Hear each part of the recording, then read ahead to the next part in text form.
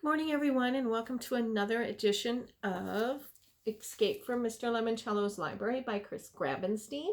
We'll be working on reading some of these chapters today.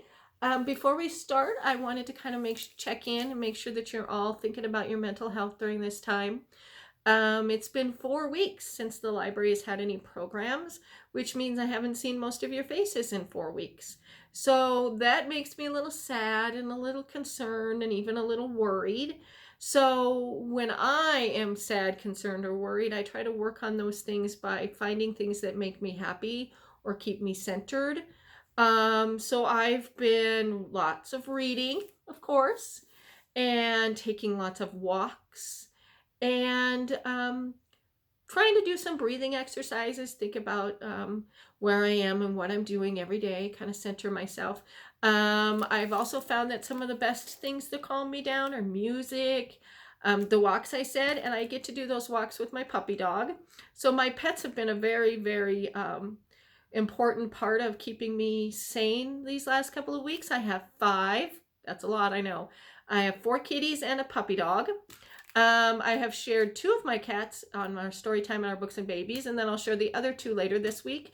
But I wanted to, in fact, you can see Jedi. He's in the corner up there on top of the couch. He was on yesterday's Books and Babies edition, so if you want to peek in, he made an appearance, a not very happy appearance. He prefers to stay far away, but he made an appearance yesterday.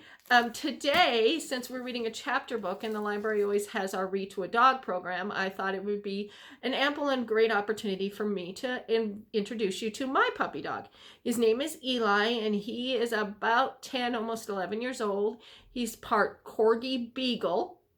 So his favorite pastimes are eating and sleeping, and he likes to herd, H-E-R-D, push and herd the cats around. So he's always trying to tell the cats what to do. Good thing is that the the kitty cats like him, and so they humor him. He also likes to go out in the neighborhood and chase in the backyard and chase the neighborhood squirrels, and they love to tease him. So Eli, can we show the camera? Can we show you on camera real quick? He's usually laying near me. There he is. He's usually laying near me when I'm reading stories, but he doesn't usually like to be on camera. You can hear him sighing. It's so tough. There, good boy. Good job. He has 1 corgi ear and 1 beagle ear. He's a good puppy dog. He's a good guy. Say hi.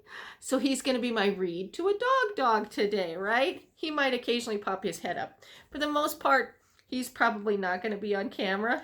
He's just, there he is. You see his face, a little bit of his face. He's just going to lay down right next to me so you can know that I'm reading to him. That's a great source of relaxation for me. Right, Eli? He's read a lot of stories this week. Alrighty. So, chapter 12 of Escape from Mr. Lemoncello's Library. Ready?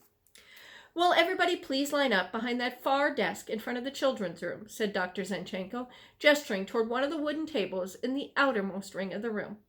How many of you are familiar with Mr. Lemoncello's classic board game, Hurry to the Top of the Heap? 12 hands shot up. Very good, said Dr. Zenchenko. Overhead, the Wonder Dome dissolved into a gigantic, curved heap box top.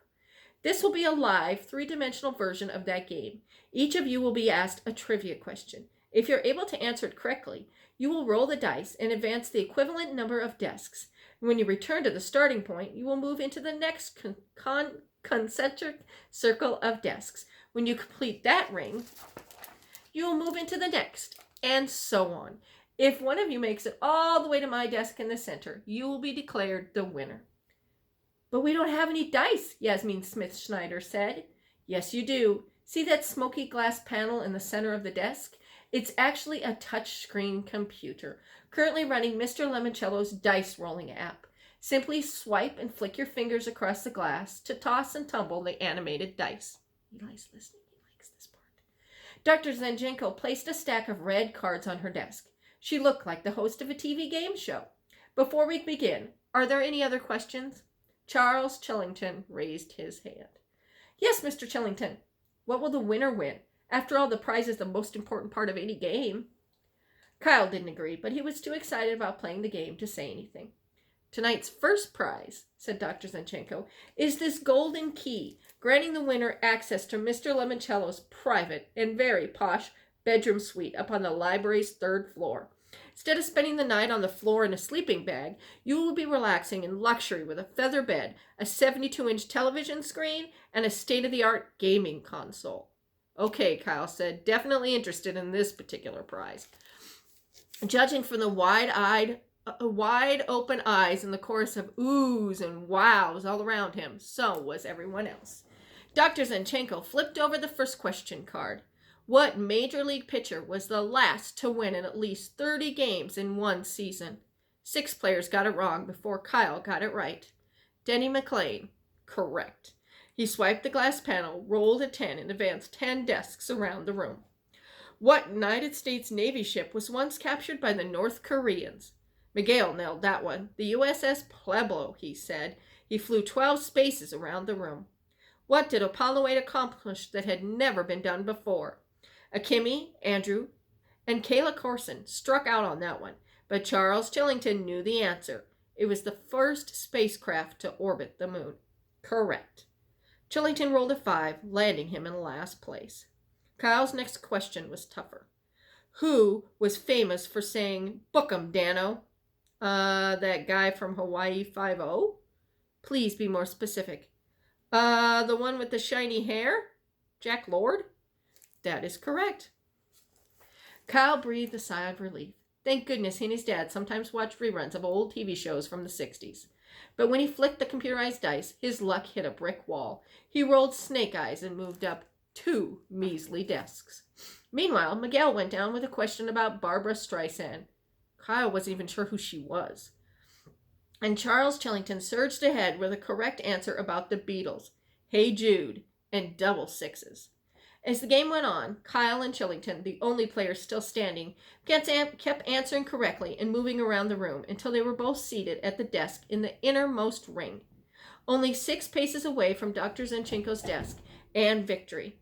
Kyle was seriously glad he and his mom had played so many games of Trivial Pursuit with the original, extremely old cards. Kyle, here's your next question. What song in the movie Dr. Dolittle won an Academy Award? Kyle squinted. He had that movie, an old VHS cassette tape that his mom had bought at a garage sale. Too bad they didn't have a VCR to watch it. But even though he'd never seen the movie, he had read the front and back of the box a couple of times. Talk to the Animals? Correct. He started breathing again. Roll the dice, please, Mr. Keeley. He did. Another pair of 1s. He moved up 2 spaces. Now he was only 4 desks away from winning. Mr. Chillington, here's your next question. Who was elected president in 1968? I believe that was Richard Milhouse Nixon, he said. You are also correct. Chillington didn't wait for the librarian to tell him to roll the dice. He flicked his fingers across the glass pad. Yes, double 6s again. He moved around the last ring of desks, tapping their tops, counting them off, even though everybody knew his 12 was more than good enough to carry him to the finish line. Congratulations, Mr. Chillington, said Dr. Zanchenko, as she handed him the key to his private suite. You are this evening's first winner. Thank you, Dr. Zanchenko. I am truly and sincerely honored. Congratulations, Charles, said Kyle. Way to win. Get used to it, Keeley, he answered in a voice only other children could hear. I'm Chillington. We never lose. Chapter 13. What happened next was extremely cool. A holographic image of a second librarian appeared beside Dr. Zanchenko at the center desk. She looked a little like Princess Leia being beamed out of R2-D2 in Star Wars, except she had an old-fashioned bubble-top hairdo, cat-eye glasses, and a tweed jacket with patches on the elbow. Here is to present our official library lock-in rules, said Dr. Zanchenko, is Mrs. Gail Tobin, head librarian of the Alexandria Public Library back in the 1960s, when Mr. Lemoncello was your age. Overhead, the Wonder Dome had shifted back to its 10 Dewey decimal displays. How old is she? Sean Keekle asked. She'd be 110 if she were still alive. But she's dead and working here? Let's just say her spirit lives on in this hologram. Mrs. Tobin's the one who helped Mr. Lemoncello so much, Kyle said to Akimi when he was a kid. I know, her hair looks like a beehive. Kyle shrugged. From what I've seen on TV, the 60s were generally weird. Welcome, children, to the Library of the Future, said the flickering projection. Dr. Zinchenko will now pass out Lemoncello library floor plans. Your map and guide to all this extraordinary building has to offer. Your new library cards will grant you access to all rooms except the Master Control Center, the red door you passed on your way in, and of course, Mr. Lemoncello's private suite on the 3rd floor. Charles Tillington dangled his golden key in front of his face. I believe you need this to enter. Mrs. Tobin ignored him. She was a hologram, so that made it easier. Security personnel are on duty 24 hours a day, she continued. During your stay, all of your actions will be recorded by video cameras, as outlined in the consent agreements you and your parents signed earlier.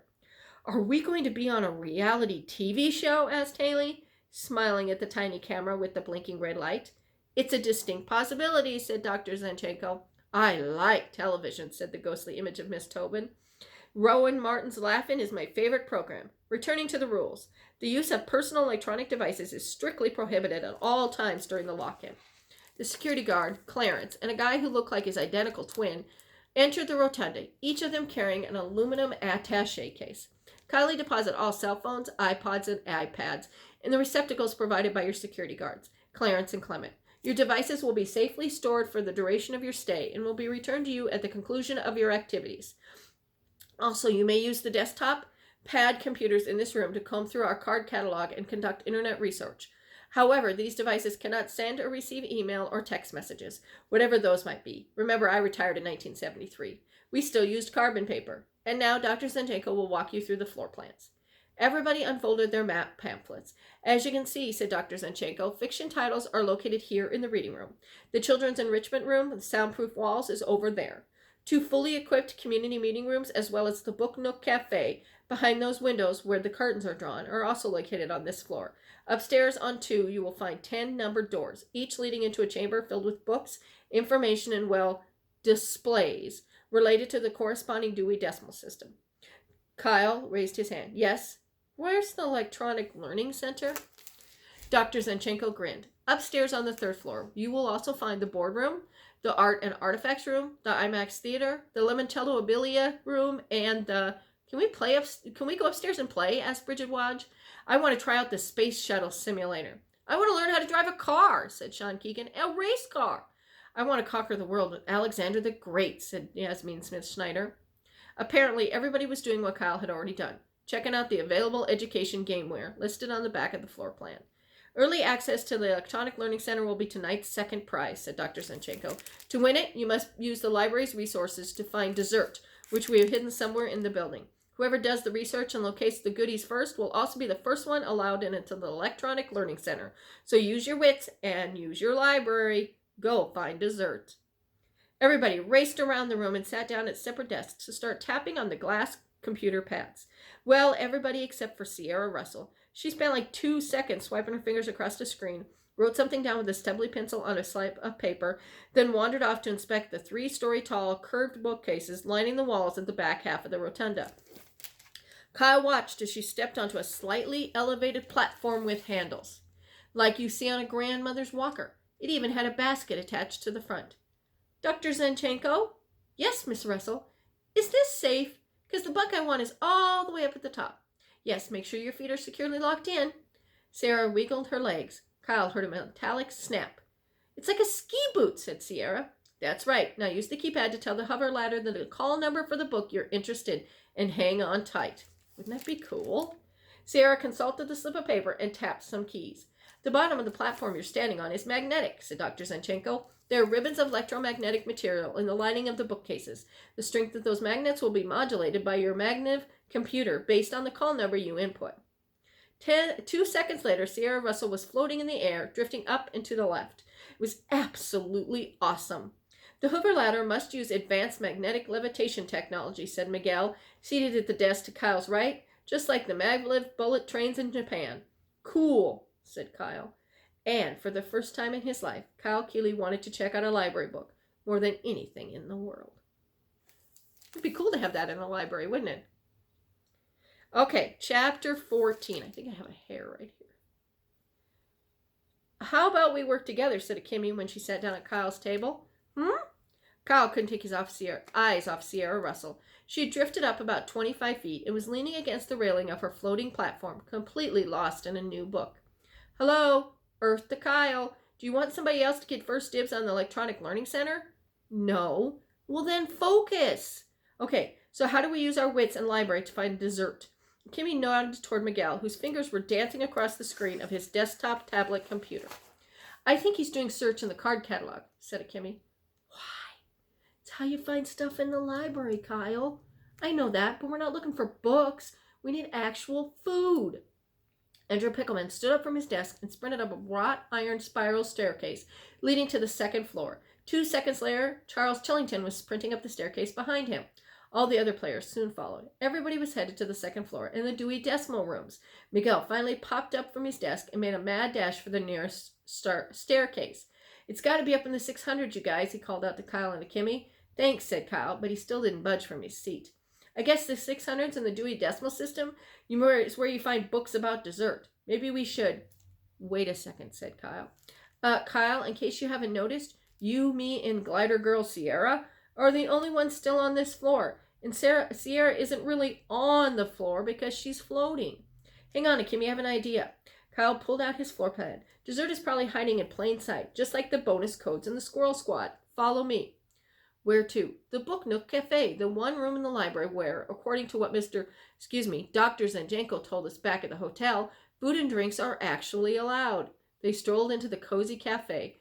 Woohoo! Shouted Kimmy. The walls were decorated with shelves of cookbooks, but several tables were loaded down with trays of cookies, cakes, ice cream, and fruit. That's why the curtains were closed behind the window in the rotunda, said Kimmy, so we couldn't see all this food. Way to go, said Kyle. Kyle did his best imitation of Charles Tillington. I'm Akeelia, Kimmy. We never lose, except, of course, when we don't win.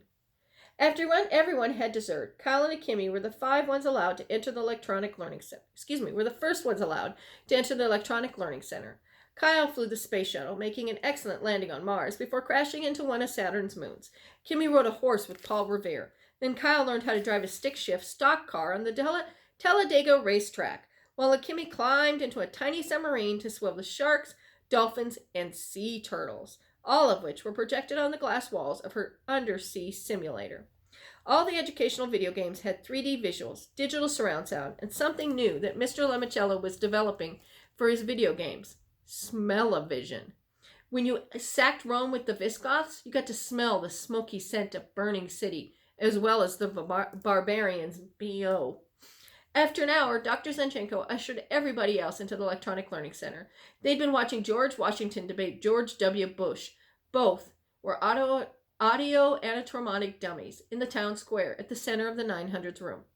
At 10 p.m., they all tromped into the IMAX Theater, also on the third floor, to see a jukebox concert.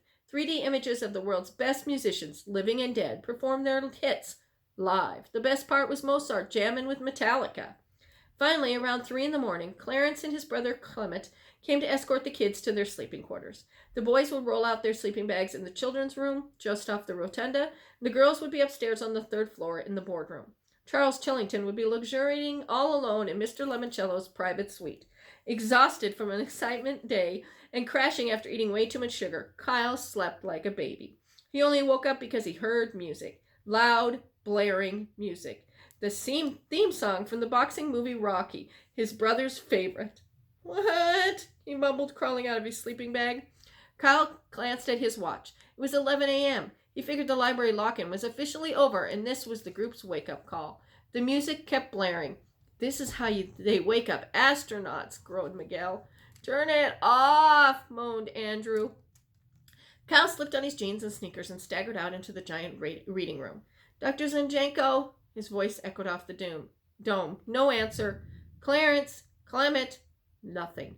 The Rocky music got louder. Kimmy leaned in from the third floor balcony. What's going on down there? I think they're trying to wake up astronauts, said Kyle. On the moon. He made his way to the front door and reached for the handle. It wouldn't budge. He jiggled it. Nothing. He jiggled harder. Still nothing. Kyle realized the library lock-in might be over, but they were still locked in the library. Oh my goodness. Well, that means we'll be on chapter 15 next week. Wonder now how they get out of the library. I think that's where the escape from Mr. Lemoncello's library part comes in, huh? They had some great, exciting things happen in their library. Maybe it's something we should look into getting in ours, huh? That floating thing to the Dewey Decimal System. That would be cool. Alrighty, we'll see you next week. Be safe, be sane, and even try to read to your dog. Bye.